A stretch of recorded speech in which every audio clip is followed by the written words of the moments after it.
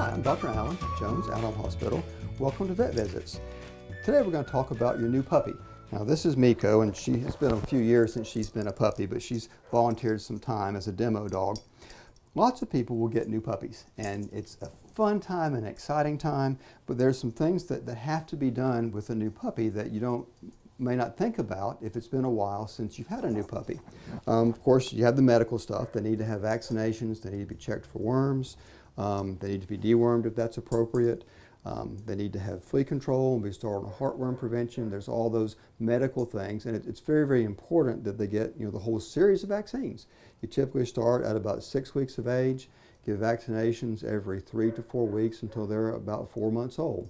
And they're not really completely protected until they've had the whole series of vaccines. So be very certain that you get their whole series of vaccines. They should be checked for worms, and usually we check them for worms at least twice during their puppyhood. The first or second time they come in, and then the last time they come in. And that's very important because even if you've had negative tests in the past, they can have things that didn't show up the first time, or they pick things up. Puppies get everything was in their mouth, just like kids. And you want to find out about intestinal parasites.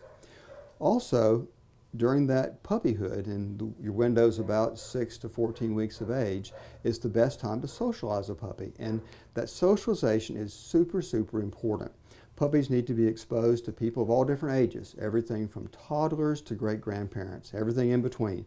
Men and women, black and white, folks in uniforms, folks with hats.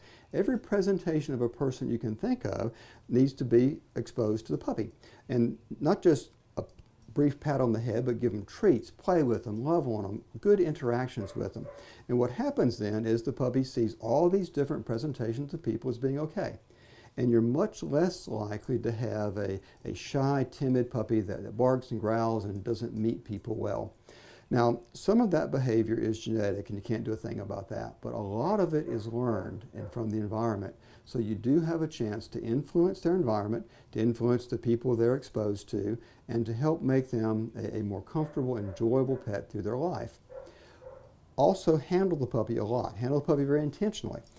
Put your fingers in its mouth.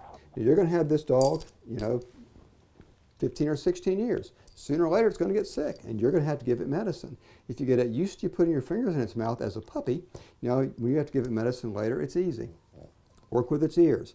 Most dogs sooner or later get ear infections. If you've worked with their ears when they're young, when they have ear infections, it's no big deal to go ahead and medicate their ears.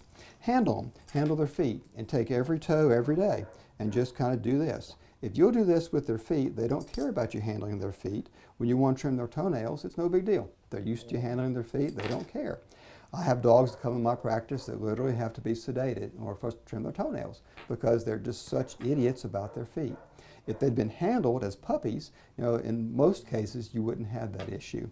Handle the puppy a lot too. Touch it and feel it and squeeze it and love on it. That makes it easier for every veterinarian who ever checks that dog to do a good physical exam. I have people all the time who say, oh, you're giving the dog a massage. Well, I'm not. I'm doing a physical examination. I'm feeling for lumps and bumps. But if the dog is relaxed and comfortable, I can do a much better job doing a good physical exam. And that comes back to the puppy being handled a lot as a young animal, a young pup, and they're used to it. They're not tense and uncomfortable. So things like this help to kind of set the stage for how the puppy is going to interact with people through its whole lifetime.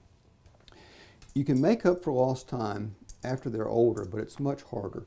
If you work it pretty hard when they're young, take care of the medical issues, of course, the vaccinations and dewormings, but work the socialization really hard, you're much more likely to have a dog like Miko here, who's obviously very comfortable with people and doesn't really get upset about much of anything. Thanks for listening. I'm Dr. Allen from Jones Animal Hospital.